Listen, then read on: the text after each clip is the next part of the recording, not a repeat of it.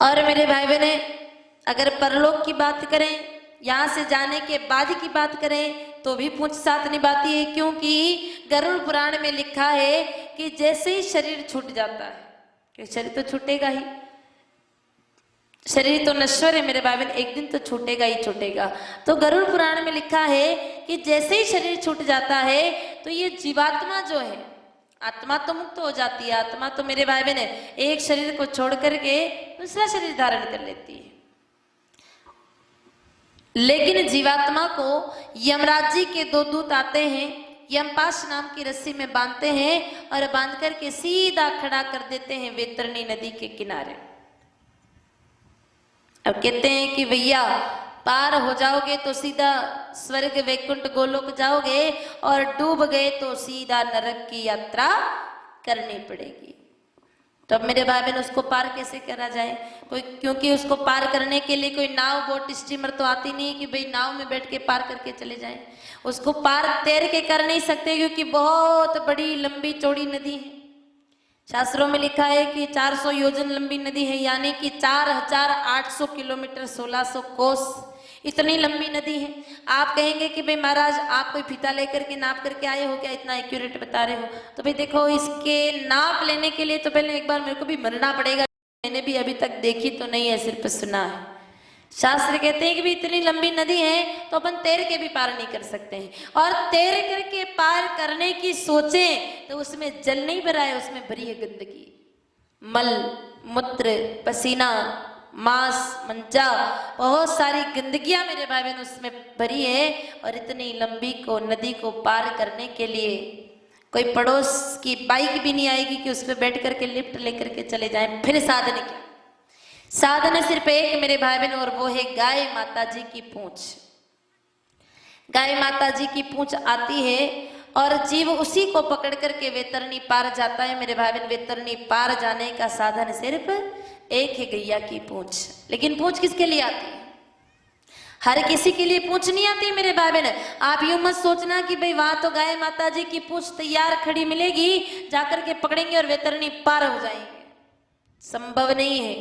व्यक्ति जो बड़े प्रेम से गाय माता जी की सेवा करे, जो कभी गाय माता जी को डंडा नहीं मारे, जो कभी गाय माता जी को जानवर डांडा डोर नहीं समझे, जो प्रेम से थाली में रोटी परोस करके मैया जी को जिमाए, जो कभी गोचर भूमि पर कब्जा नहीं करे, जो कभी गाय माताओं का विरोध नहीं करे, जो कभी गाय माताओं की कथा का विरोध नहीं करे, जो गो भक्तों का विरोध नहीं करे, जो कसाईयों के हाथों गाय माता जी का सौदा नहीं करे, जो प्रेम से गाय माता जी को घर पे रख करके मां मान करके उनकी सेवा करे, चारों थनों का दूध निचोड़ करके निकाल करके मैया जी को सड़क पर घूमने के लिए मजबूर नहीं करे, सिर्फ 2 थनों का दूध निकाले और जब दूध देना बंद कर दे तो भी मां मान करके उनकी सेवा करे।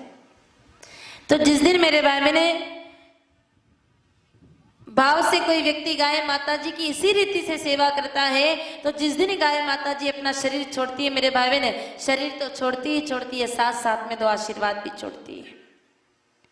दोनों आशीर्वाद छोड़ते हुए मैया जी कहते हैं कि बेटा, पहला आशीर्वाद तो ये कि तूने जीवन भर मेरी खूब सेवा की, अब तू चिंता मत करना बेटा, बुढ़ापे में तेरे बच्चे भी तेरी ऐसी सेवा करेंगे, और मरने के बाद जब वैतरणी पार करने का समय आए तो बेटा तू चिंता मत करना, मेरी पूंछ आएगी और उसी को पकड़ करके तू वैतरणी पार जाए।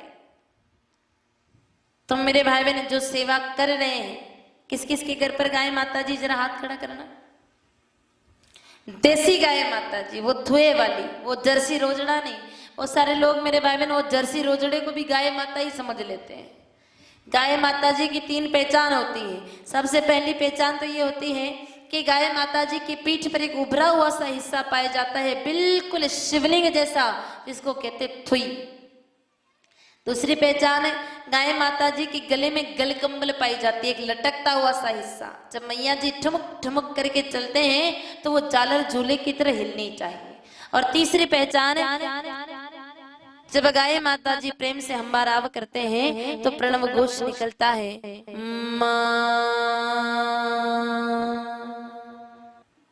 वो होती है गाय माता जी। तो ऐसी वाली गाय माता जी किस किस के घर पे जरा हाथ खड़ा करना। कुछ कुछ हाथ नीचे हो गए।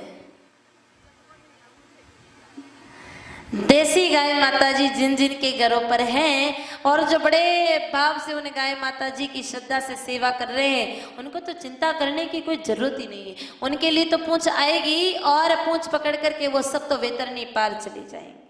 और जिनका मन हो गया है कि भाई अब तक तो सेवा नहीं की, लेकिन अब गाय माता जी ला करके उनकी सेवा करेंगे, तो उनको भी चिंता करने की जरूरत नहीं, जुगाड़ तो मैया जी उनका भी थोड़ा थोड़ा जमाएंगे। लेकिन जो गाय माता जी की सेवा नहीं कर रहे हैं, जो गाय माता जी को रोज डंडा मारते हैं, जो गाय माता जी को जानवर डंडा ढोर के करके बुलाते हैं, जो गाय माता जी के साथ मेरे भाई बहन अभद्र गालियां देकर के व्यवहार करते हैं, जो मेरे भाई बहन गाय माता जी के साथ गाली गलौज करते हैं, गोचर भूमि पर कब्जा करते हैं, गौशालाओं का विरोध करते हैं, गो भक्तों का विरोध करते हैं, जो गाय माता जी की सेवा तो कभी नहीं करते मेरे भाई बहन, दूसरों को करने भी नहीं देते हैं, जो मेरे भाई बहन कसाईयों के यहाँ तो गाय माताओं का सौदा करते हैं, ऐसे व्यक्ति के लिए मैं तो शायद कुछ कह भी नहीं सकती हूँ। लेकिन शंकराचार्य जी भगवान शंकर भाष्य में लिख करके गए हैं कि पुनरपि जननम पुनरपि मरणम पुनरपि जननी जठरे शयनम।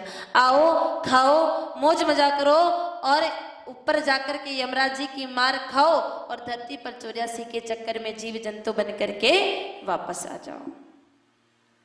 तो व्यवस्था दोनों आपके हाथ में है। चाहो तो पूंछ पकड़ करके परली पार जाओ, चाहो तो मेरे बाबे डंडा मार करके नरक का जुगाड़ जमाओ। व्यवस्था आपके पास है, आप जो चाहे वो कर सकते हैं।